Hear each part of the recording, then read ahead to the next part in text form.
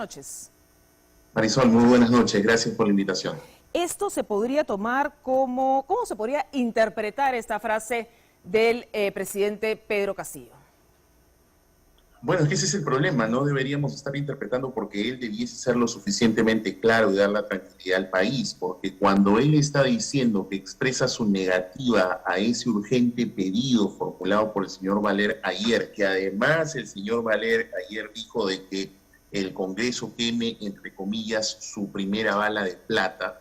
Entonces, definitivamente que las sombras, las inquietudes de esta negación fáctica, que dicho sea de paso, el Tribunal Constitucional, Marisol, cuando resolvió ese caso, dijo que para el caso del voto de investidura no procedía ninguna negación fáctica. Entonces la pregunta es, ¿en política podemos ser ingenuos o pueden haber casualidades? Yo creo que no, hay que leer las letras chicas. Entonces el presidente, ¿por qué se ha expresado de esa manera?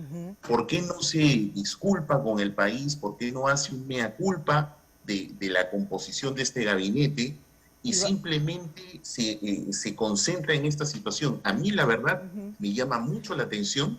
Creo que a lo mejor sus brillantísimos asesores le han sugerido esta idea de la negación fáctica, que dicho sea de paso, vuelvo a insistir, no procede porque el Tribunal Constitucional ha dicho que no. Sí, vamos precisamente, Luciano, a ver esas letras chiquitas de las que has hablado hace unos momentos, porque en esta carta que le envía Héctor Valer, el presidente del Consejo de Ministros, a la presidenta del Congreso, precisamente dice: tenga bien permitir mi presentación el día de mañana, sábado 5 de febrero, con la finalidad de exponer y debatir ante la digna representación nacional la política general del gobierno, a cuyo efecto planteo cuestión de confianza.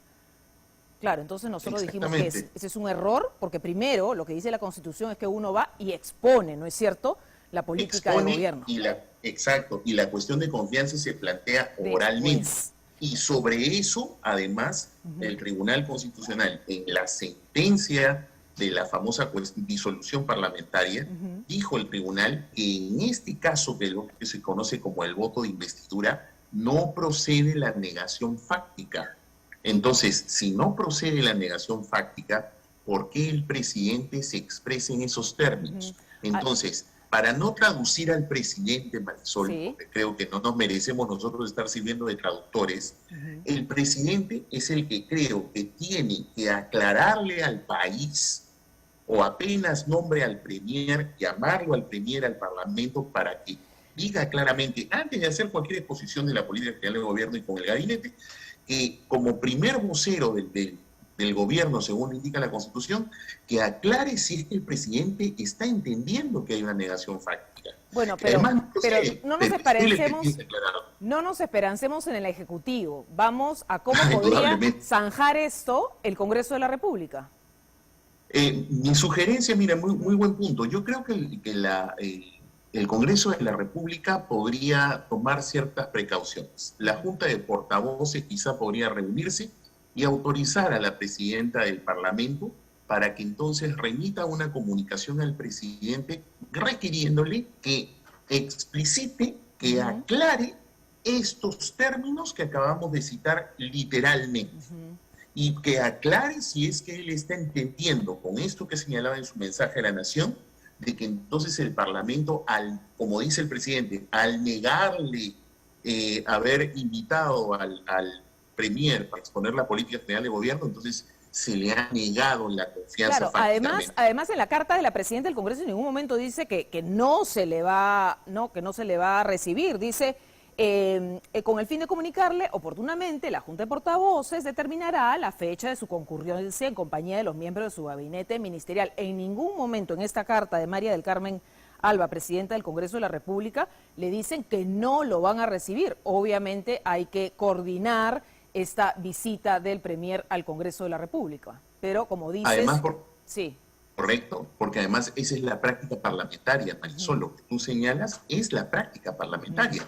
Se recibe el pedido del premier y entonces la Junta de Portavoces se reúne y aprueba en la agenda fijar en qué fecha va a recibir al premier y a su gabinete. Entonces, esa es la práctica parlamentaria. Por eso es de que, vuelvo a repetir, no hay casualidades en política y menos hay que ser ingenuo. Por ello es lo que creo que el Parlamento, curándose en salud, requiera al presidente de la República para que aclare y explicite lo que ha dicho hoy en este mensaje a la nación, porque ya lamentablemente tenemos que estar muy desconfiados del presidente de la República, porque en estos 6 meses, pues prácticamente tenemos 3 gabinetes y este último ha sido una cosa realmente impresentable. Increíble. Bien, ojalá que sigan los consejos y que la Junta de Portavoces se reúna y zanje con una carta dirigida al presidente de la República para que determine exactamente lo que ha dicho en este mensaje a la Nación. Gracias, Luciano López, constitucionalista, por darnos estas luces tan importantes como siempre. Buenas noches. Bien, nos vamos en vivo. ¿Qué está